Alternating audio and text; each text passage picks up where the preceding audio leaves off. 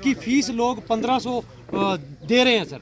तो वो सर ये एसडीएम सर से करवा दे तो मेहरबानी देता हूँ मैं आपको, सुनो। दूसरी सर एक ओल्ड एज पेंशन का सर, हाँ ठीक है, अब मेरी दो बात मुद्दे सुनो। हैं सर। अब मैं आपको बताता हूँ, जो लाइसेंस डीसी ने इशू किए हैं वो उसको अप्रूवल मिल रहा है, वो सैंक्शन हो रहे हैं, ठीक है।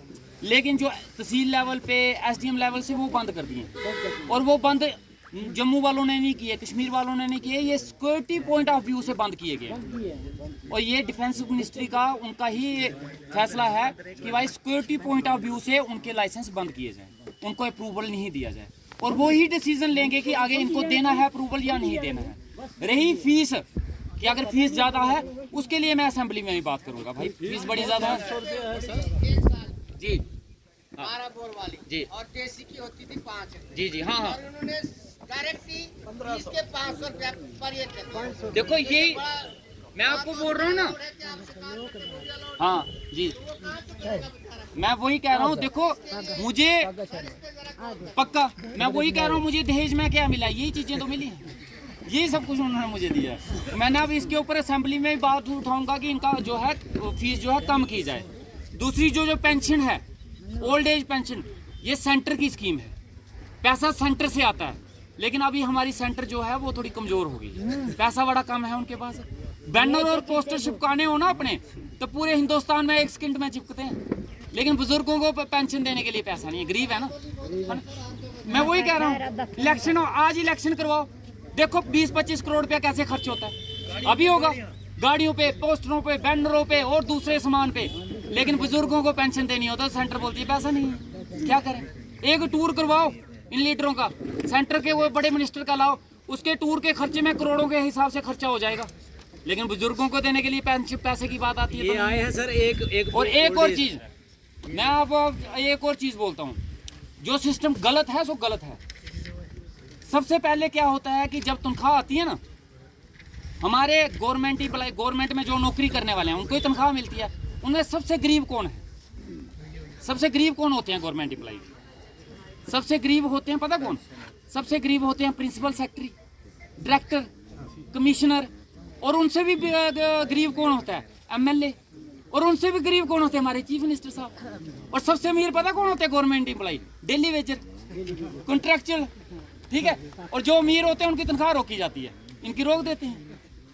अब मैं ये मसला जरूर उठाऊंगा, इन लोग अगर डेली वेजरों की और कॉन्ट्रैक्चुअल एम्प्लॉय की सबसे पहले सैलरी इनकी निकलनी चाहिए, बाकी जो बड़े जितने ऊपर बैठे हैं इनकी लास्ट में निकलनी चाहिए। देखो मसले हल होंगे या नहीं होंगे वो मुझे नहीं पता, लेकिन आवाज उठाने में कोई कमी नहीं रखी जाएगी, लड़ने में कोई कमी नहीं रखी जाएगी, जितना भाग दौड़ करनी होगी उसमें कमी नहीं रखी जाएगी, कि कहीं पे भी जाना होगा, जूते घिसने होंगे, लंबा पड़ना होगा, धरना देना होगा, गले से पकड़ना होगा, हाथ जोड़ने होंगे, पाँव पकड़ने होंगे, उस चीज में आप कमी नहीं छोड़ना, वो मैं कभी जिंदगी में नहीं होगा।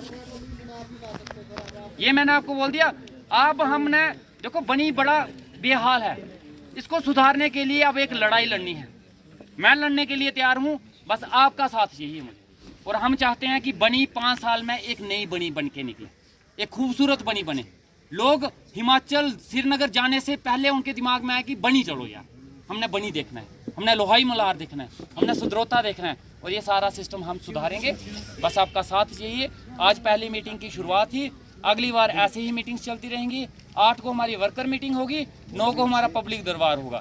अगर उस डेट के बीच में कोई ट्रेनिंग आ गई, मीटिंग आ गई, कहीं जाना पड़ा, तो उस महीने वो मीटिंग कैंसिल नहीं होगी, उस महीने किसी और डेट को हम करेंगे, लेकिन करेंगे जरूर।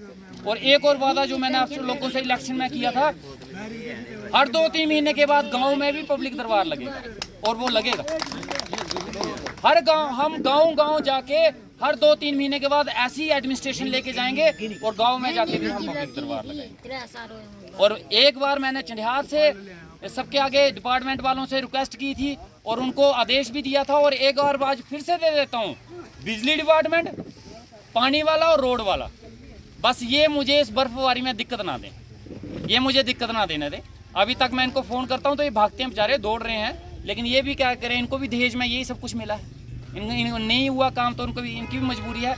लेकिन मैं इनसे ये बोलता हूँ कि बस इन लोगों को दिक्कत नहीं आना चाहिए। बाकी आप सभी लोग आए, आपका बहुत बहुत शुक्रिया, आप लोगों का साथ मिल रहा है, ऐसे ही अपना साथ बनाए रखना ताकि मैं ईमानदारी से आगे काम कर सकूँ, और मेरी गलती हो हमेशा बता दिया करो। मेरे से कमी रहे तो हमेशा बता दिया करो। अगर गलत रास्ते पे चलने लगूं, जब चलाने लगे कोई तो भी बता देना भाई वो बंदा आपसे गलत काम करवा रहा है, ये भी मुझे बता देना, क्योंकि मैं नहीं चाहता कि मैं उन आदमियों को अपने साथ हमेशा से रखूं जो गलत काम करवा रहे हैं और फिर भी रखूं। और जिस दिन मुझे पता लगा कोई मेरे साथ चलने वाला गलत आदमी है, गलत काम करवा रहा है, उसके 1 मिनट के बाद ही मैं उसको अपने आप से अलग कर दूंगा। मुझे सिर्फ काम चाहिए, लोग चाहिए, और आप जैसे ईमानदार लोग चाहिए, और आप जैसे जिंदा दिल लोग चाहिए।